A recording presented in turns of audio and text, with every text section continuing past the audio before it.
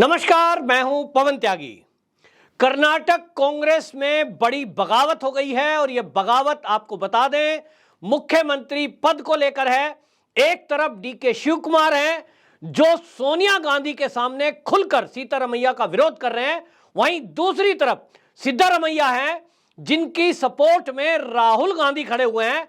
और ये इस मामले को लेकर के डीके शिव कुमार ने सीधा सीधा कह दिया कि सिद्धारमैया को यदि सीएम बनाया जाता है तो ये सिद्धारमैया वही है जिनके नेतृत्व में ये सरकार कर्नाटक में चल रही थी और 2019 के लोकसभा चुनाव में कांग्रेस का लगभग सुपड़ा साफ हो गया था कर्नाटक से और लोकसभा की मात्र एक सीट कांग्रेस जीत पाई थी।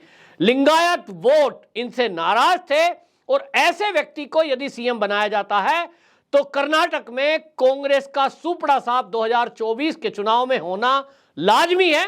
और इसीलिए उन्होंने दावा ठोका और ये कहते हैं, सूत्र ये बता रहे हैं कि ये सोनिया गांधी के सामने बातचीत हुई है और इसमें उन्होंने साफ साफ कह दिया है कि वो किसी भी कीमत में सिद्धारमैया को सीएम के रूप में स्वीकार नहीं करेंगे।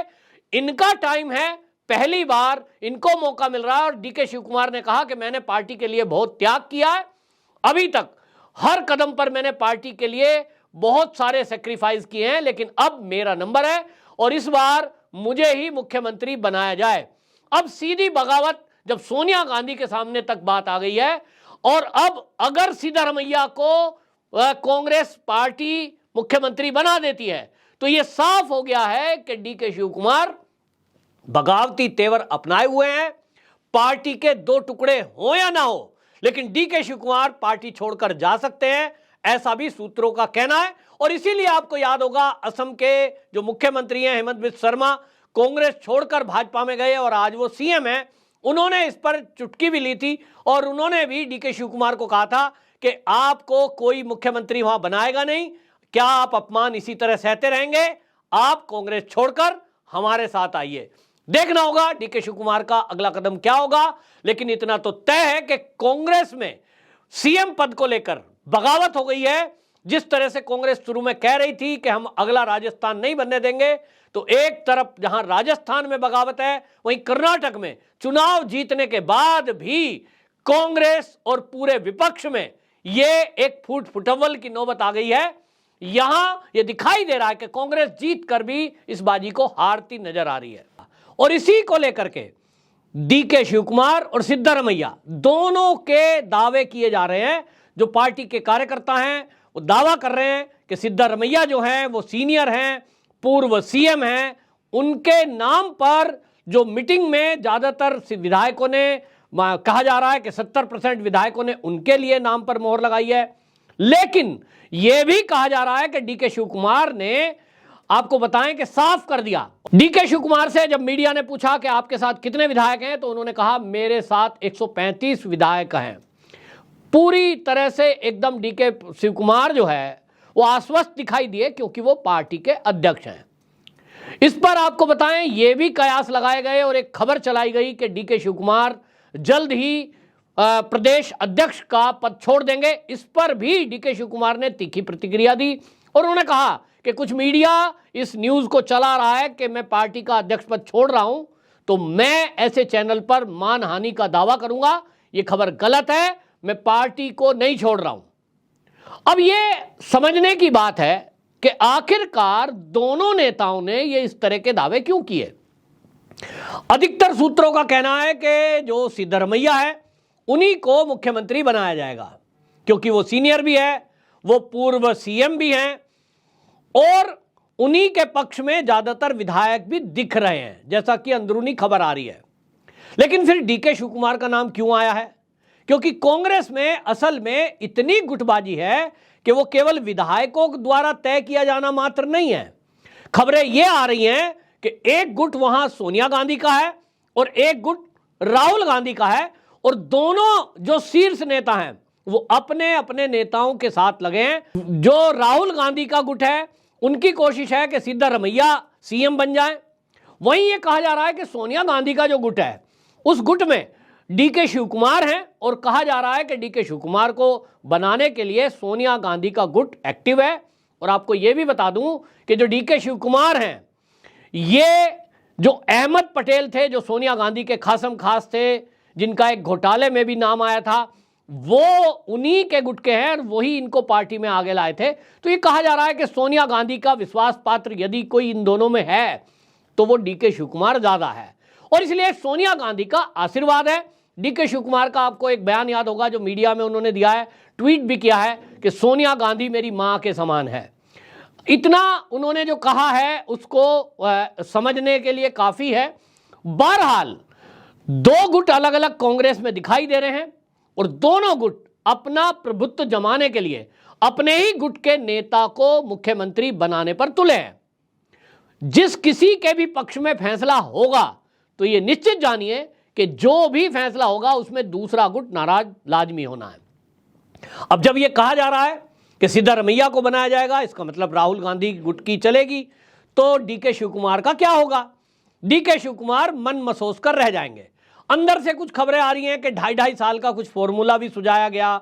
यह कहा गया कि 2.5 साल पहले सिद्धारमैया को रहने दें, डीके शिव कुमार जी को समझाया गया कि फिर उसके बाद आप आ जाना।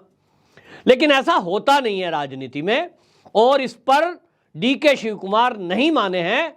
यहां इस बीच में एक और चौंकाने वाली खबर आई जिसकी उम्मीद भी की जा रही थी। जिस तरह से कांग्रेस ने कर्नाटक चुनाव जीतने के लिए तुष्टीकरण का एक वहां पर दांव चला था, आरक्षण की बात कही थी कि 4% आरक्षण हम उसको बहाल कर देंगे।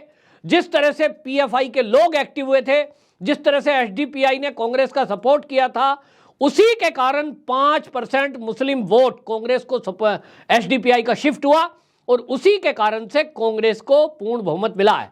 क्योंकि जो लोग ये अफवाह चला रहे हैं कि कर्नाटक में बीजेपी हार गई क्योंकि जो है हिंदुत्व का मुद्दा छोड़ दिया, कहते हैं जी वो पसमंदा मुस्लिम के पक्ष में चले गए, अब जी मोदी का मैजिक नहीं चल रहा है, ये सब बकवास है। आपको बता दें कि जीत का प्रतिशत जो पिछली बार का था वही परसेंटेज इस बार भी भारतीय जनता पार्टी को मिला है। जो वोट प्रतिशत है उसमें 0.2% की ओनली गिरावट हुई है और यह मामूली है। 5% जो कांग्रेस को प्लस में हुआ है वो जेडीएस का वोट है, और ये जो जेडीएस को वोट मिला है, एक लिंगायत, नंबर 2 तुष्टीकरण, और इसी मुस्लिम तुष्टीकरण के कारण आज जब कांग्रेस की सरकार बन गई है तो कर्नाटक के जो मुस्लिम वक्फ बोर्ड के अध्यक्ष हैं उन्होंने सीधा सीधा कांग्रेस के आला कमान को यह कह दिया है कि देखिए कर्नाटक में हमने आपको सपोर्ट किया, हमारी सपोर्ट की वजह से आपकी सरकार बनी, क्योंकि हमारे मुसलमानों ने एकजुट होकर कांग्रेस को वोट किया है। तो अब हम मांग कर रहे हैं कि हमारा मुस्लिम विधायक कोई डिप्टी सीएम होना चाहिए, और 5 मंत्रालय भी मांगे उन्होंने। ये खबरें चल रही हैं, और आपको बता दूं मुस्लिम वक्फ बोर्ड के जो अध्यक्ष हैं सफी सादी, उनका बाकायदा बयान आया है। उन्होंने कहा है कि कर्नाटक में मुसलमानों ने खुलकर कांग्रेस के लिए वोट किया है और हमने हर बार वोट दिया है, इस बार खुलकर दिया है, तो उप मुख्यमंत्री हमारा हो। और 5 बड़े मंत्रालय उन्होंने मांगे हैं, जिसमें गृह मंत्रालय मांगा है, राजस्व मंत्रालय मांगा है, स्वास्थ्य मंत्रालय मांगा है। और आपको यह भी बता दूं कि इन्होंने 30 सीटें मांगी थी मुसलमानों के लिए, 30 में से इनको 15 सीटें दी गई थी, और 15 में 9 विधायक मुस्लिम जीत करके कर्नाटक में आए हैं। अब आप स्थिति समझिए कि वो 9 विधायक जीत कर आए हैं, लेकिन वो 5 मंत्रालय मांग रहे हैं, डिप्टी सीएम की पोस्ट मांग रहे हैं। तो जो मेरे सूत्र हैं वो ये कह रहे हैं कि कसमाकस इस नाम को लेकर भी चल रही है। कांग्रेस ये सोच रही है कि 2024 के चुनाव में यदि देश का मुस्लिम वोट हमें चाहिए, जो कि चाहिए, उनको लगता है कि तुष्टीकरण दिखाने का इससे बेटर मौका नहीं है, क्योंकि आने वाले समय में अगले 2 राज्यों में चुनाव भी है, और वो अगर यहां दिखाना चाहती है कि हम मुसलमानों के हितैषी हैं, जैसे कि यहां घोषणा भी की और उसका असर भी हुआ, मुस्लिम वोट इनको मिला भी है, और 5% कांग्रेस का वोट प्रतिशत बढ़ा, जिसके कारण से कांग्रेस पूर्ण बहुमत की सरकार कांग्रेस बनाने जा रही है।